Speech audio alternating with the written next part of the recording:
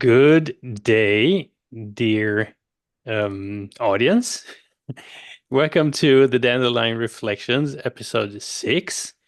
And with us is Dr. Caroline Giroux and myself, Christopher Good morning, Arthursson. Christopher. Oh, yeah, right. Sorry. Sorry, we're That's talking okay. about communication today, and I talked over you. Yeah. What a wonderful introduction, really. Yeah, as Caroline says, today's topic is going to be communication. And Caroline, do we focus on any special communication field, like partnership or job, or is it just communication? What do you think? I think we could talk in general. I think both of us would have ideas in different contexts and settings. Hmm. Communication is pervasive, so I'm open to anything, though. So, And yes. even if, right, even in on your job and even on at the workplace or in the family or on the street, it's always about relationships, isn't it? It is, yes. And when we communicate, well, we constantly communicate, I think. And even when we don't intend to, or we try not to, it's not only verbal, but non-verbally, how we present ourselves to the world, what Hmm. we wear, what are we conveying about ourselves? And there's a lot of um, non-said. So we have to focus on all kinds of communications. We can communicate powerfully even by staying silent. So, yeah. Oh yes, that's something that they taught us in coaching school. Yes. Wonderful. So, Caroline, what is communication besides the that what you already said? Wow, the definition of that. Well, I not do not necessarily know. the official definition, but maybe let's put it this way. Um, we often think of our grand ancestors 50,000 years ago. I'm not sure if they already had a language. They had a sort of communication, I'm sure. I'm sorry, I'm not a historian there. Me neither. Whoops. Sorry, I thought I had disappeared. Okay, I was looking for this. Hmm? Sorry, the cursor. I got a So little distracted. what's communication good for? Let's start there. Hmm. Communication. Well, since we're social beings, right? We're wired to connect. Um, we developed different ways of communications over the millennia, and um, the most common one, the most widely used one is the verbal communication. But of course, it's way more than that. We can communicate non-verbally with people, even when like when we're silent. We can communicate something powerful. We can communicate something just by our posture, our Hmm. demeanor. Um, we can communicate through gestures, how we pay attention to someone, how we provide care to someone, how we cook a meal to someone. We can communicate that with love or hostility. So I think it's really interesting to deconstruct the packaging of our message. And it's not only words, because sometimes the words won't match the actions. So I think it's important to look at also the context and learning to decode communication and be effective at communicating what we really intend to in a authentic manner and in a way that it's going to be constructive. But communication sometimes is hijacked for purposes that are not good, that are ego driven to maintain control. So um, yeah, I think it's a fascinating topic because I was kind of anticipating this conversation today, and I was trying to reflect on that topic. And decades ago, when I was about 18, I remember there was this conference in my former high school, and there was this person who had been a Holocaust survivor. You might have heard about him. His name is Martin Gray. Uh, he wrote the book For Those I Loved. Hmm. And Just like Viktor Frankl, he lost all his family in the Holocaust. Everyone died, and he survived so much, and then remarried. Um, well, he married a woman, and he lost her and her children, their children, in the fire. Anyway, it's just like he was told to Oh be the my God. luckiest and the unluckiest man in the world. I mean, the adversity he's been through was awful, atrocious. And despite that, he survived. And, he's a dandelion, right? Right. He thrived under impossible conditions. And he wrote this book, For Those I Loved, and other books. But when he gave that conference, something that stuck with me, he was saying, we have so many ways to communicate in this era, but we are lonely more than ever. And I thought that was very interesting. So we really are good at expanding technology and communications, but are we truly communicating? So I would love to hear from you, Christopher, who's so wise and so intentional and mindful of communication and how people connect, how we can improve our communication style and make it more fruitful and help people connect. Thank you very much. Wow, I'm very impressed by the description of what was his name again? Martin Gray, Martin Gray. Gray, and I think his former or birth name was Grayevsky, but he shortened Ah, it, right. as a pen name. And when he Mm, moved, just because probably of the stigma, or yes. he was Jewish, he was Polish, and he Mm, was he escaped anyway, Nazis, and his whole family died. His yeah, brothers, his parents, yeah, in the concentration really, camps. Hmm. really a true dandelion. Regarding communication, I'm sorry for the pause here. I'm Oh, actually, that's a good thing. Sorry for the Yeah. pause, but no, I'm not sorry Oh, don't be because this sorry. is actually something really good that I unintentionally uh, did here. I I sorted my words. I was thinking of what do I want to say? What do I want to convey? Who do I want to be right now? Uh, and maybe that's something that should be that we should be more aware of. We let ourselves um, being dominated by our moods and by our ego and these. I can't really find the words right now. There are so many thoughts in my head right now, and but I would like to say it in a special way. But maybe that's again another example for if you can't say it in the right way, if you can't say it in a good way, then don't say it at all. It's nothing bad to say, I can't really find the words right now. Let me think of about it a Yes. minute or two. And before you say something stupid, something bad, something that hurts the other person on the other side of the communication here. And well, you asked Caroline how we can improve our communication. Uh, well, as an advocate for empathy, I I'm not getting tired to say put some empathy in there. Try to feel what would the other person like to hear right now, and um, that's actually something that I started to become more aware of when I worked in banking 1,000 years ago, back in Germany. Um, we were trained to listen to our customers' signals, what they would like to have, what they were looking for, what um,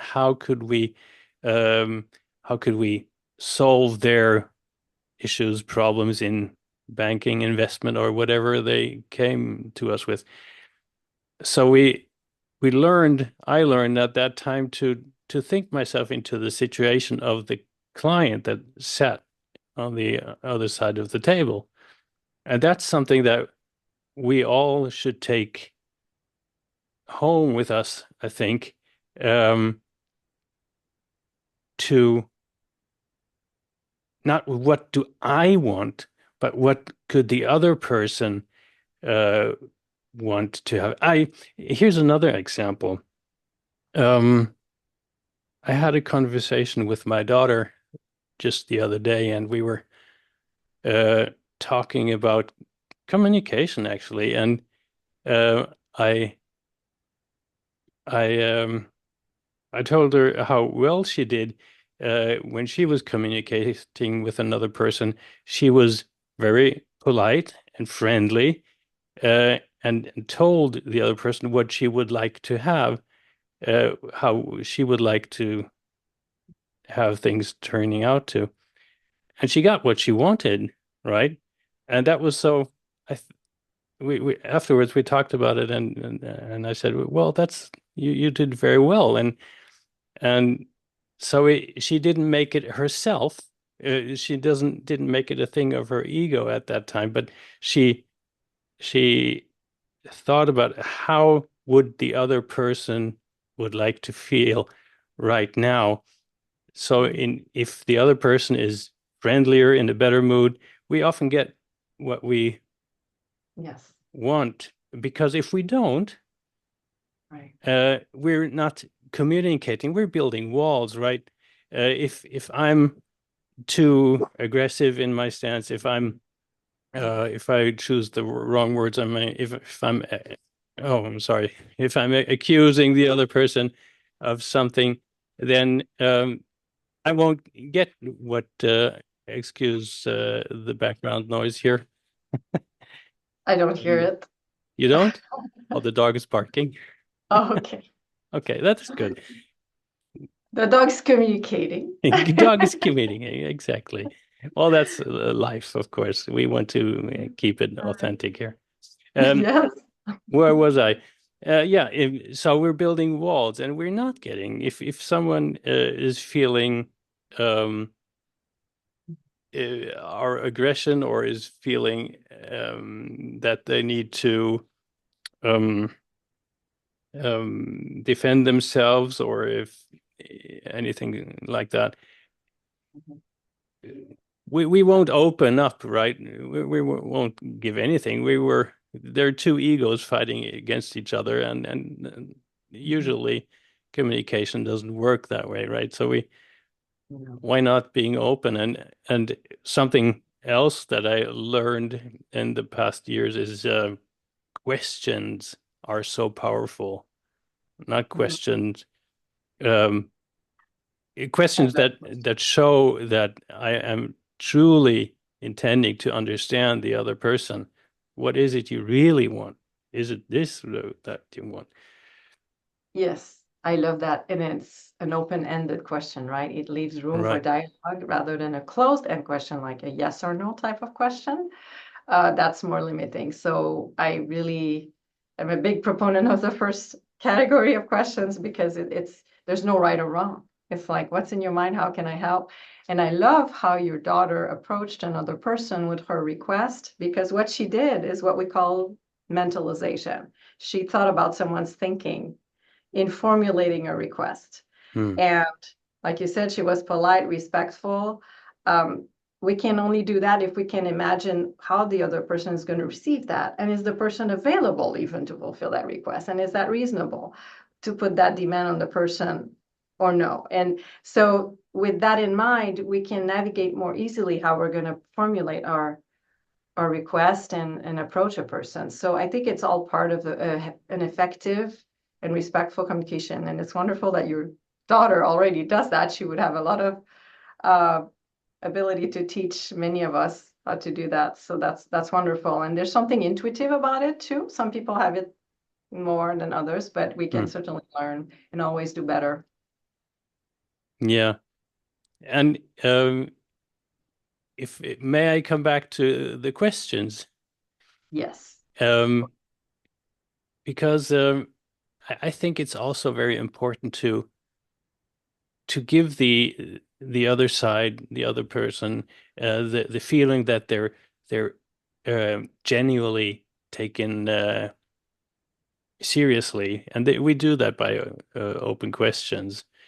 Tell me Yes. more about your feelings. Tell me more about what you're feeling, what your intentions are. What would you, what can I do that would make you be happy right now? Mm-hmm. Um, or just even before, maybe that I was a few steps forward now. I lost my thought. Yeah. I'm sorry. It happens to me too, uh, by the way. I like we acknowledge, here it is. We acknowledge the feelings or what we perceive by the other person's um, language, body language, for example, or Yes. facial expressions. I see Right. that you're angry. I see that you're happy. Mm-hmm. And what is it that makes you Yeah. feel this way? And this is so powerful, and it takes a lot of anger away. For example, um, if we want to get into the communication between partners, and of course we have uh, communications issues there too. And if the other side feels that their state right now is being acknowledged, then this takes a lot of tension away, right? Yes. So you're talking about attunement, right? Which is really being attentive to the person Hmm. and in resonance, and trying to decode. But we can only do that when we're attentive and fully present. That's why we should all meditate because it helps us Right. do that.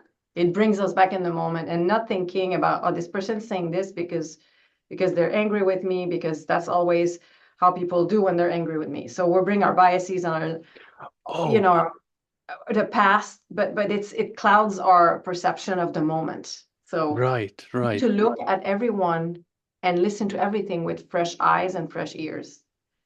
So That's thank you that you mentioned this. This is so important, and please expand that a little more. Our biases, our programming, how does that play into our mhm, communication? And this is yeah. so powerful.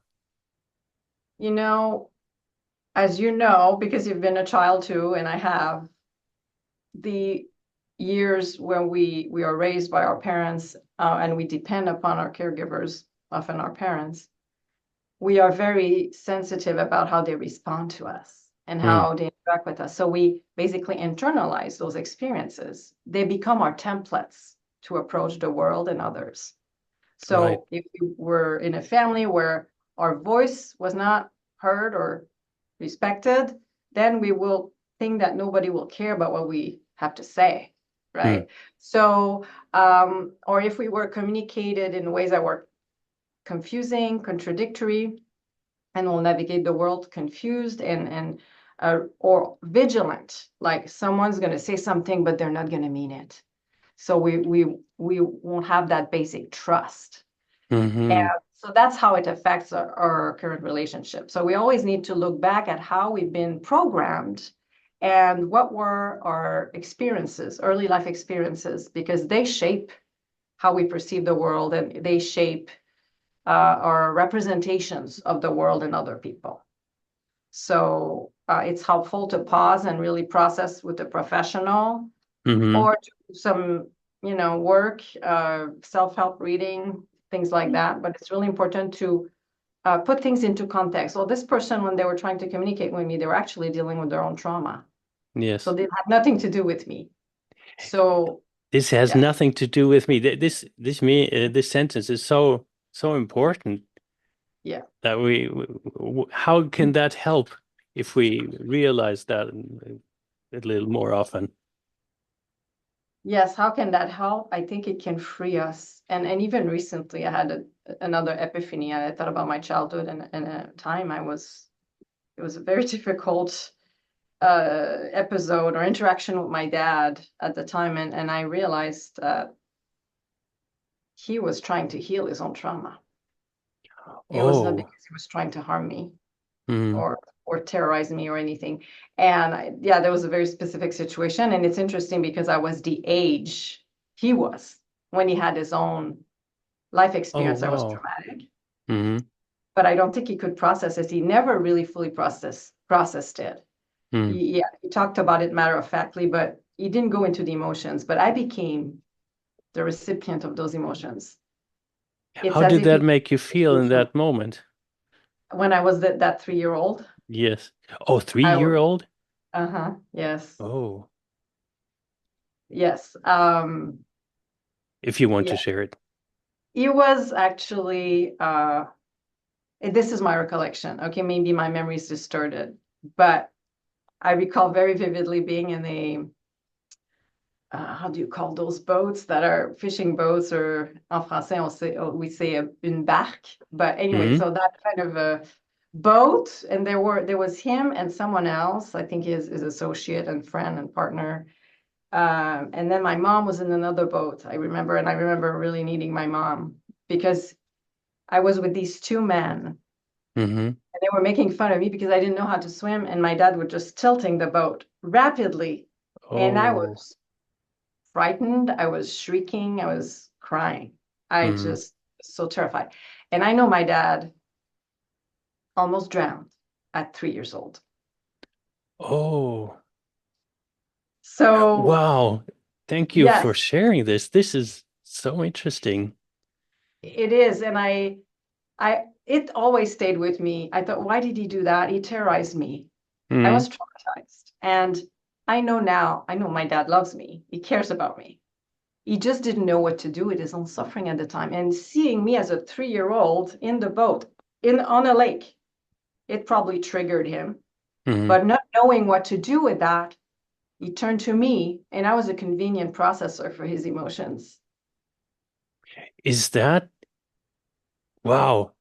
So now here's another thought thread that suddenly popped up in my head. Is that how epigenetics are conveyed from one generation to the next? It's an excellent question. It's absolutely How part did of we it. get into this? Yeah, This I is know. about It's like communication. communication, right? Um, but we see like, yeah, there's so much that goes through communication is people trying to heal their own traumas. And the Right. epigenetics was probably involved in the sense that I was already scared of water because it was in my genes. My dad, it Mm-hmm. affected his genes. So that narrative of like water is danger was passed on to me in my gene. Actually, my sister as well. We Mm-hmm. both were scared of water. And I learned how to swim at 8. And interestingly, it was his mom, my grandmother, Mm-hmm. who taught me how to swim very gently. We were in a wading pool, and she taught me how to regulate my breathing and float. And Mm-hmm. at 8 years old, is relatively atypical for our generation. Usually we Mm-hmm. learn at 5. But I was terrified of water. I was not able to learn in kindergarten like my classmates. So I think the epigenetics had played a role already. And then the environmental factors from, my dad's repetition of a trauma or reenactment of a traumatic scene, Mm-hmm. like just brought that to light and just further cemented my fear of water. So I had it Right. in me. I was born with it because of his experience. Mm-hmm. And later on, when I turned 3, that was the age he was, and it triggered him. And I Mm-hmm. see that all the time in my work, like patients talking about their own fear when their kids reach the age they had when they were abused, for instance. Mm-hmm. They suddenly have symptoms and they can't explain why. And I'm like playing detective and like, how old were you? And how old is your child? Ah, okay. Oh, yeah. Yeah. Wow. So um, maybe we should pick that topic up in another Yes, episode. I absolutely. think this is so important and interesting. But if we try to get the curve back to communication, and this is absolutely part of good Yes, communication, to become aware of this. exactly. And it's relevant, Christopher, in the sense that I could communicate to myself about that experience in a more constructive way. Instead of being Mm. the victim, like we often talk about, we're victims, but we don't have to stay stuck there. I was a victim as a 3-year-old, but now I understand. And I can tell myself my dad was trying to heal. Instead Right. of saying, oh my gosh, he was trying to terrorize me because I was defective, I was this or that. No, I was just fine the way I was. I just happened to be there and remind him of a situation he couldn't cope with at the time. Mm. And then it helps me have compassion for my dad, Right. for him as a 3-year-old and as an adult who did this to me.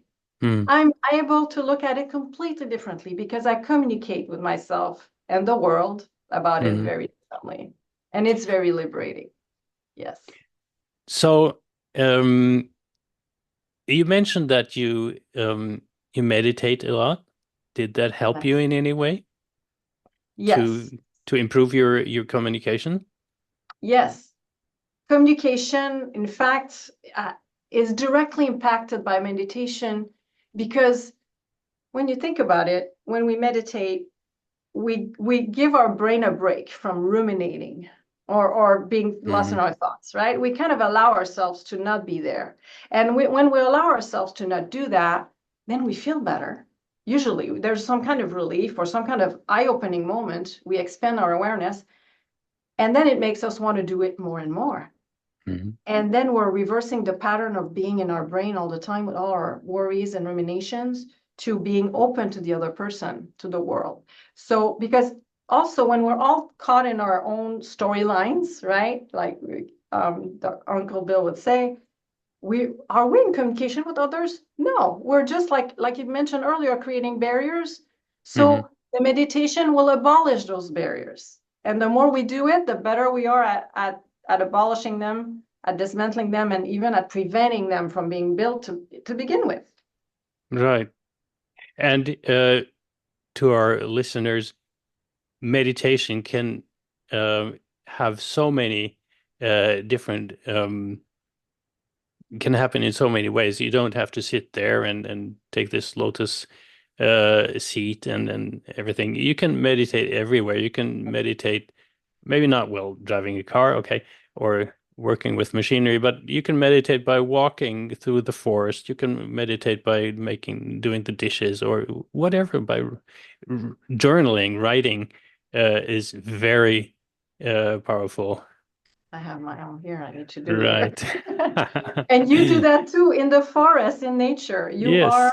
the perfect example of that and how Mm. to incorporate meditation in our daily life. I call that applied meditation. Oh, Like you said, yeah. it's not just sitting in a Hmm. lotus position. Not everyone can do that anyway, but it can be in any context, in the waiting line at the Hmm. store, or as we communicate, you and I this morning, and exchange ideas. So how about we look at a situation that many of our viewers can relate to. Um, let's say at home, Yes. and the kids come home from school and they're hungry, and we have just gotten home from work. We're stressed. Maybe our work days didn't go so well, and everyone is trying to do their best to make things work. And then suddenly a small thing Mm-hmm. happens. Let's say a pan goes to the floor. We just drop it. No bad intention. Or a kid drops something. Why not that? Right. Well, a trigger moment happens Yes. and somebody gets angry. Yes. So what do you do? Wow, that's such a common scenario. I'm Oh, sure so yeah. many parents and kids and teens can identify. Mm, Um, I think first step is really to just notice, right? It's like, okay, I just reached a point here where I'm overwhelmed. I raised mhm, my voice, I got impatient because my kid dropped something or they started fighting with each other, and it got on my nerves. And so we just need to take a deep breath and sometimes it's about leaving the situation if we feel like it's going to escalate, making sure everyone is safe. It's like, okay, I need to take a pause here. But really just noticing, acknowledging that there's a situation that's about to get out of control now, Mm. and what can we do to restore calm, harmony, and effective communication.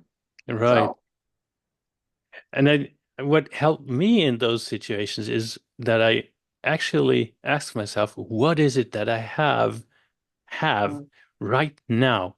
So what is there to see, to feel, oh to yeah. to smell, to taste Mm, maybe?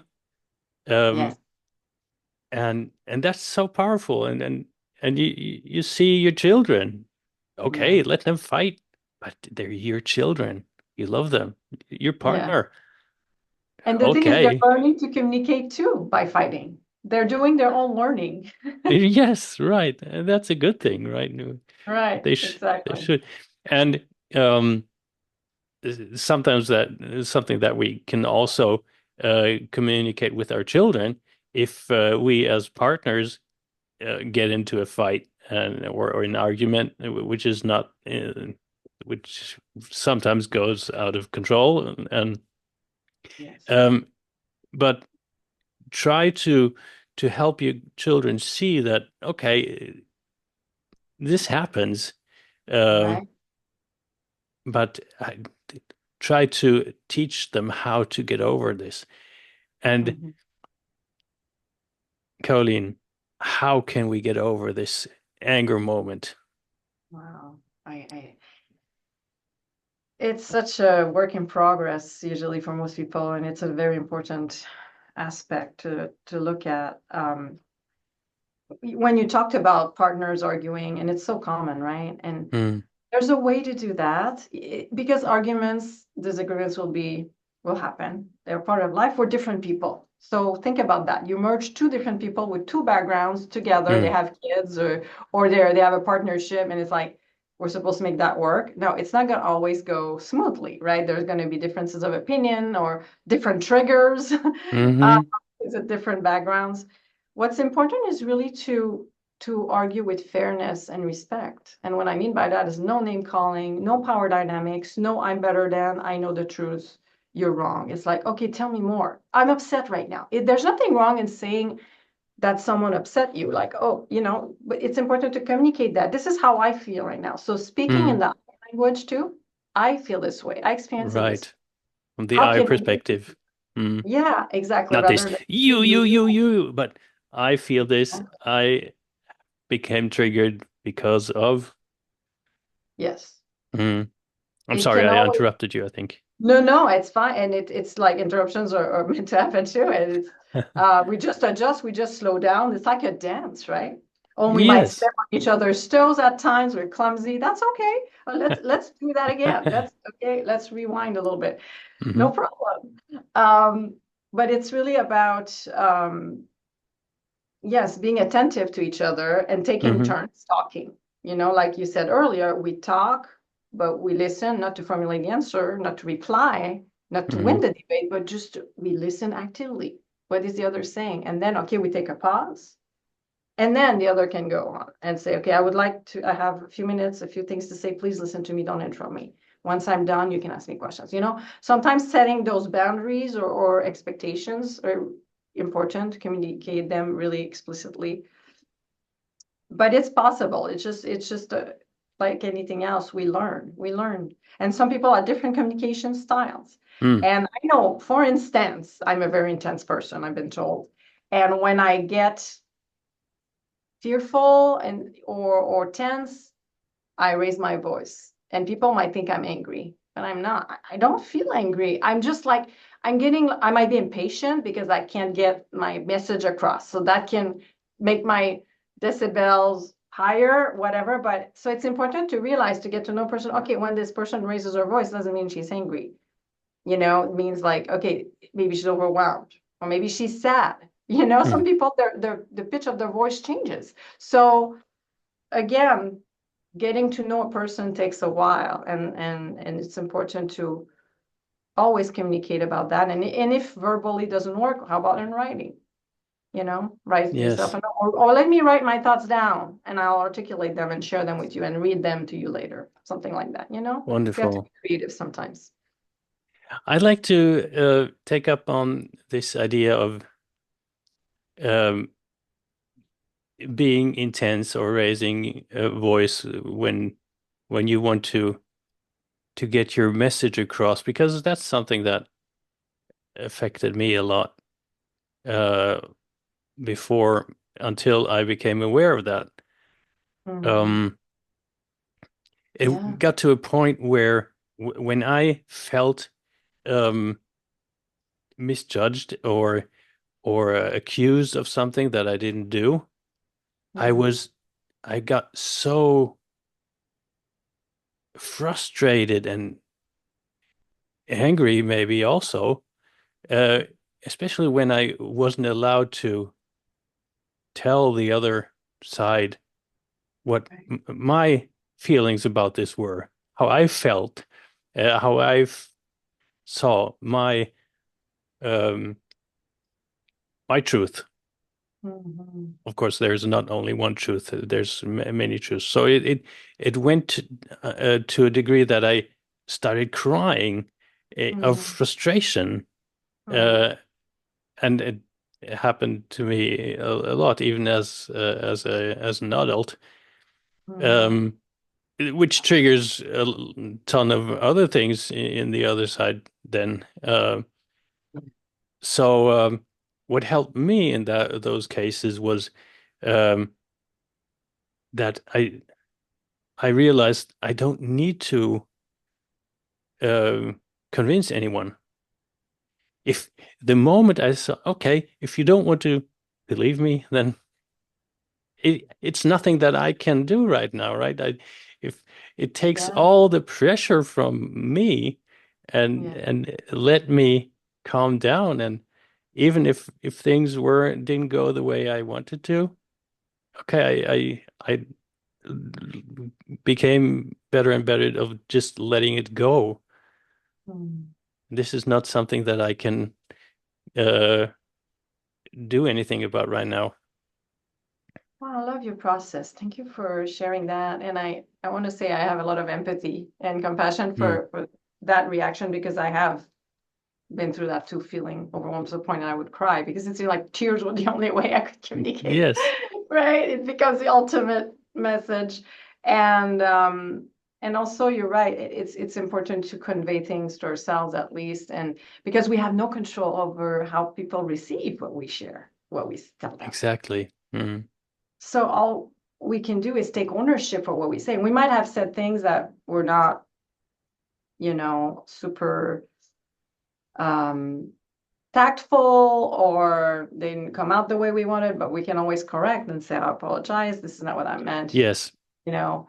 Mm. So again, acknowledging that, take ownership, but we Mm. can't take ownership for what people receive and how they interpret that. So as we talked about in the gaslighting episode, there's a lot of distortions happening. We don't have control over that. So we have to ground ourselves into our truth.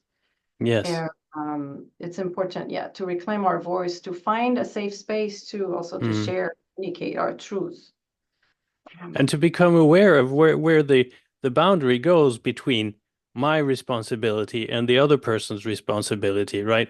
What I say, and as you mentioned, if I uh, say stupid things or if I am hurtful in what I'm saying, that's something that I have to take responsibility for. But if the other person, like, and as an example, constantly tries to misinterpret what I'm saying and turning the words in my mouth around against Yeah, me or whatever.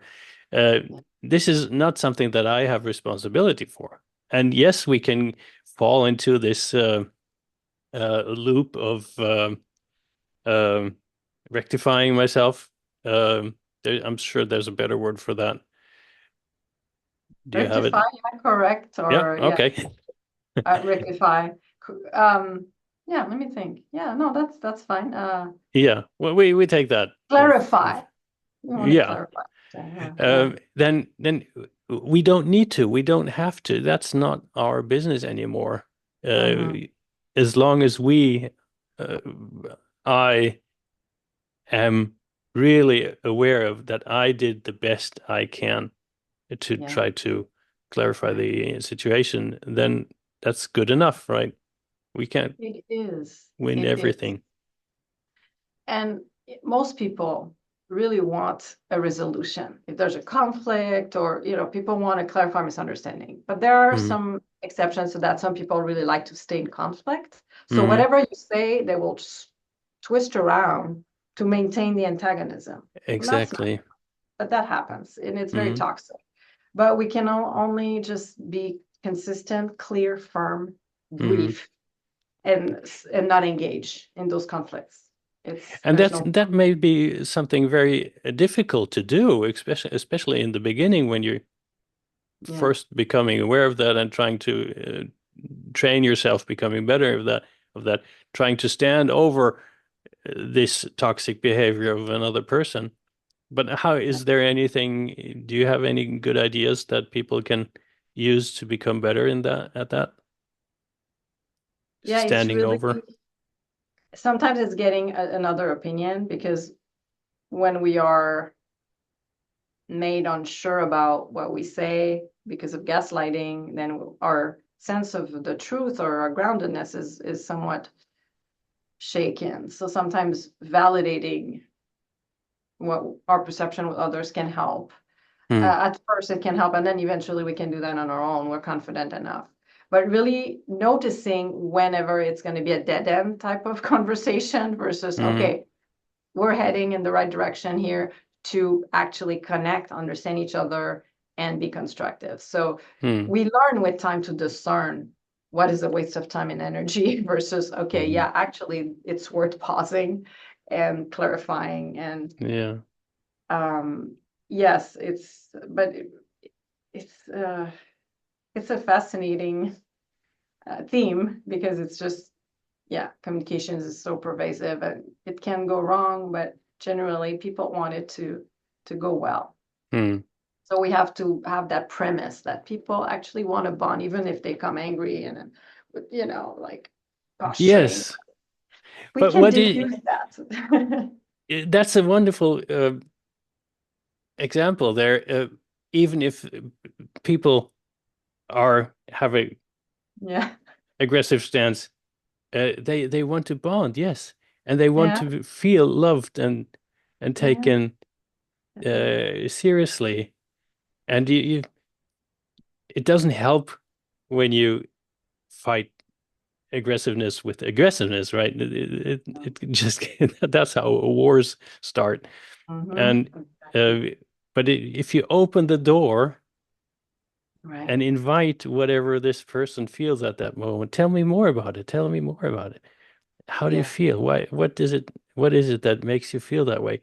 And in like 90% of the cases, this will take the wind out of their sails. I'm sure Yeah. and they will land and they will build trust Right. in and feel safe. Because when we feel unsafe, when we feel insecure, that's when we need to. Mhm. Uh, that's when we think we need to pull up this aggressiveness, right?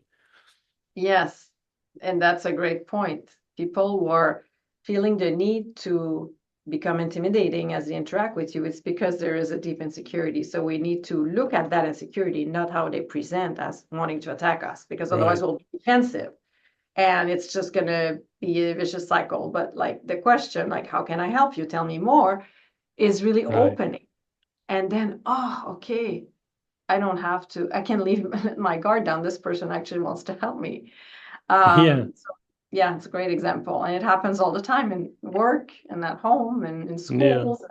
Yeah, Right. And again, that's always good to put uh, a little empathy in whatever situation you feel is not going the way you wanted to. But if you put some empathy in there, it opens doors, I'm sure. The Yes. Swedish people, I live in Sweden for you, those of you who don't know. Um, and the Swedish people known for their diplomacy around the world, and uh, they haven't lived in a war for over 200 years Wow. because they usually don't take this aggressive stand, and that's Mhm. just in their way of life.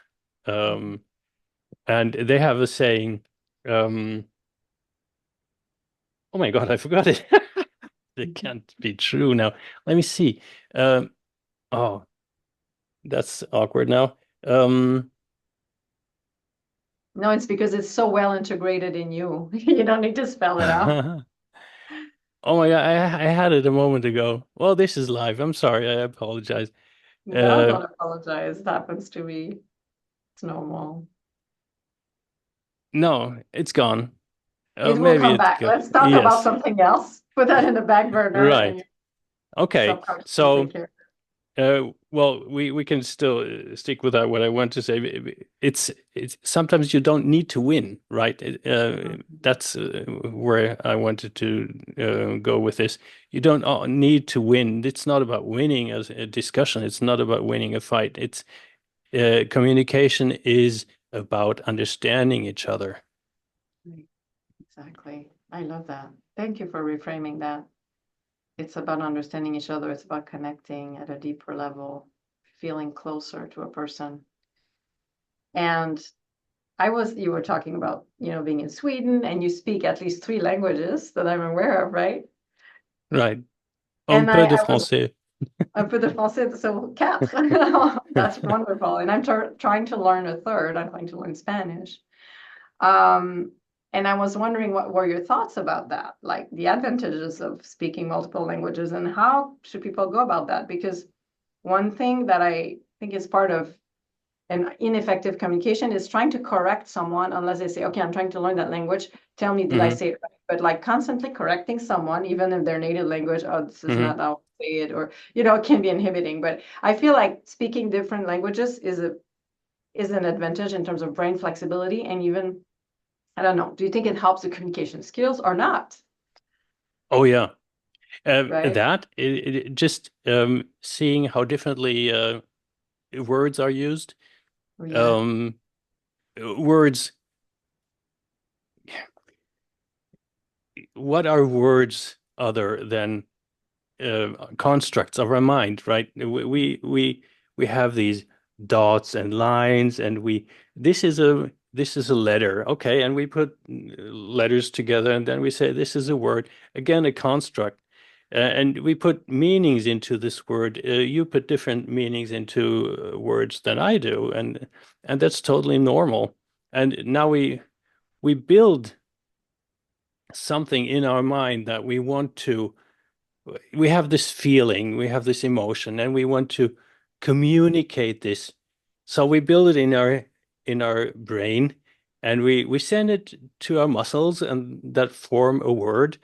Uh, or it doesn't. We don't form a word. We form sounds and send it out, and that's where one part of the communication of misses and errors happen is when we try to make our emotions to words, send it Yes. out, and then it's been picked up by the receiver, and that's where the next interpretation comes in. You perceive my words as something completely different, um, and uh, you have your own biases and put your own meanings into my words that I may be using without any greater thoughts. And you get really triggered and you get angry and then what the Yeah. what just hit me? And I don't understand. I get defensive and Mm. then there we have it, right? We're in a fight. Yes. And that's something, well, you were asking about the different languages. Germans, I'm born German, um, for those of you who weren't aware, And Germans have this very direct way to communicate. And some, if you're a German, you just look at the German traffic, right? It's a Mhm. wonderful example. Um, it's all pretty aggressive there, and with Germans, they're kind of used to that. But in the 90s, I had a girlfriend who was working as an au pair in Paris.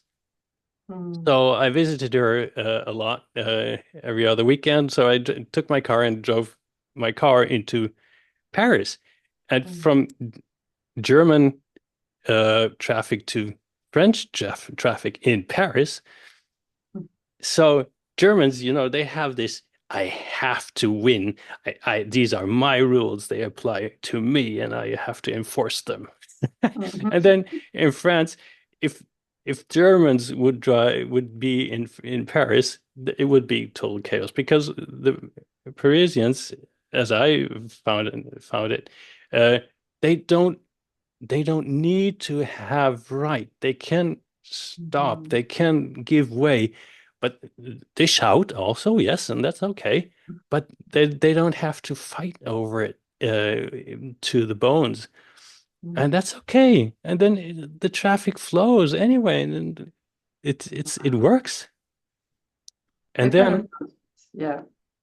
next, uh, the other side is the Swedish traffic, or the Swedish way to communicate is very soft. If I don't have to even honk my horn. It's very unusual, especially here in rural Sweden, that people honk their horns. That's so Wow. aggressive. It In is. other countries, that's normal, right? Oh, I'm here. Don't crash into me. And so That's that's very just fashionable. the way different yeah, different people from different countries may or may not are. I know I'm aware of that. I'm uh putting everyone in one, how do you say, drawing everyone over the Category. same Generalization. generalization. Thank you. Yeah. I'm Well, generalizing, yes, but just to make the point. well, but I think what you're saying is important, Christopher, because you're talking about language, but how it is a cue to a culture, right? So Right, people who right. speak French often live in Paris or France or Quebec, okay? Hmm.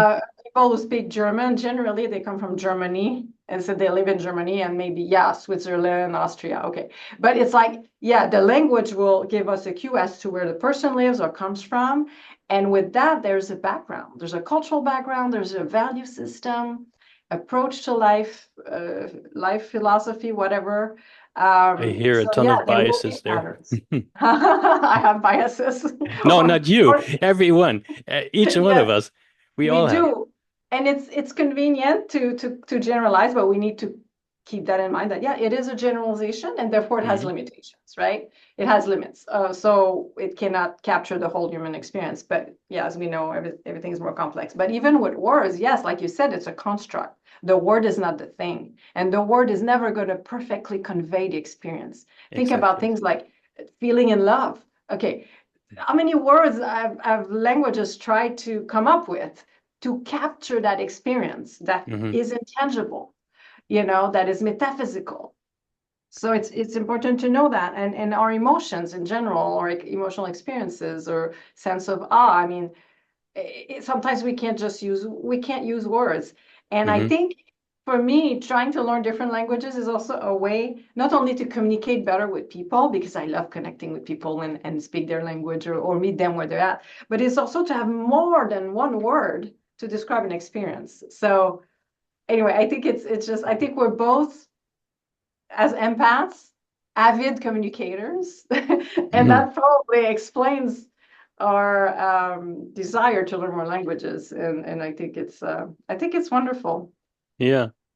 And becoming aware of this, that we are also all so different, and that that even if that my truth is not necessarily your truth, and that it is okay. It's okay. Oh, Yeah. I just remembered what I wanted to say, this Swedish saying. See, Wow, there it is. I knew Um, it. we can just agree to disagree. That's Yeah. something that is very common here. Um, Yes. if if we have a discussion of let's say 5 minutes and we didn't come to a conclusion, okay, then forget about it.